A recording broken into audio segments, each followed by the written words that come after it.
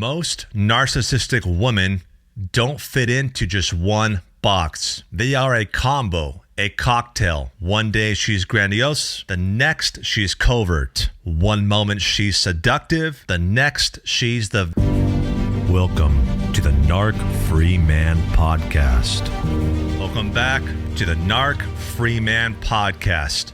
I'm your host, Phillip Dugas, and today we are going to crack open a big one. You have heard the term narcissist thrown around. You have probably been called one. Maybe you have even started wondering if you are the problem. But here's the deal. Not all narcissists operate the same way, especially not the female ones. Today, I'm walking you through the 5 types of female narcissists, what makes them different, how they manipulate you, and the traps you didn't even know you were walking into. Because when you can identify what type of narcissist you are dealing with, you stop falling for her games. You start taking your power back. And you finally get the clarity you have been craving. So let's get into it. Before we dive into the types, let's talk about why this even matters. You see, when men come to me, they usually say something like, "She treats me like garbage, but she doesn't seem like a narcissist." Or she cries all the time and says she's the victim. Can narcissists even do that? Yes, because narcissism doesn't have one face. It wears 1,000 masks. Sometimes seductive, sometimes spiritual, sometimes helpless. So if you don't know what kind of narcissist you are dealing with, you might keep treating the wrong problem. You can't use logic with someone who's manipulating you through pity. You can't set boundaries with someone who feeds on chaos. You need a different strategy depending on the flavor of toxicity. So let's go through the 5 categories of female narcissists. And I promise by the end of this episode, you'll know exactly who she is. First one is the grandiose narcissist. This is the classic version. She's loud, she's charming, she thinks she's better than everyone. She flaunts everything: her looks, her followers, her money, her lifestyle. If you challenge her, she'll humiliate you, rage at you, or freeze you out. She demands obedience and admiration, and when she doesn't get it, she punishes you emotionally. Her weapon? Control through intimidation and status. You'll never feel like you measure up, because she makes sure of it. Number 2 is the covert narcissist. She's the opposite of the grandiose one, at least on the surface. She's quiet, shy, vulnerable. She plays the poor me card like a pro. She'll say, "I can't believe you'd say that to me after everything I've done for you." Or, "Everyone always leaves me. I guess I'm just unlovable." This is manipulation through guilt and martyrdom. You stay because you feel sorry for her. But the truth, she's using your empathy as a leash. She paints you as the abuser, the narcissist, because she knows how to make everyone believe she's the victim. The third one is the communal narcissist.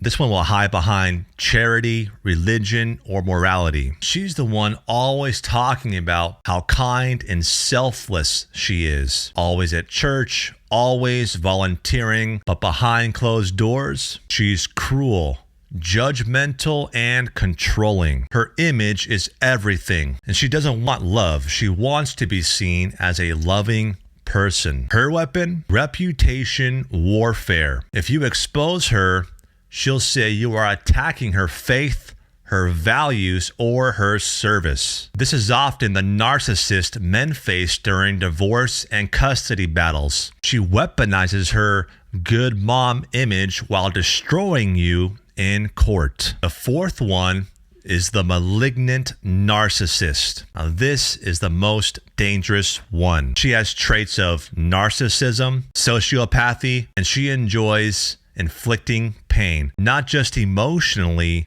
sometimes physically. She lies without remorse. She threatens your job, your kids, your freedom. She'll file false police reports. She'll tell your friends you are abusive. She'll call your work and try to get you fired. This type will ruin your life and smile doing it. She's not trying to move on. She's trying to destroy you. The fifth one is the somatic narcissist. This one uses her body and sexuality to control. She's seductive, flirtatious, always needs validation. She might withhold sex to punish you or use sex to manipulate you. She flirts in front of you, then gaslights you for reacting. She wants attention from everyone, not just you. She turns intimacy into a game, and you are always the loser. Her weapon? Sexual power and comparison. She'll make you feel inadequate,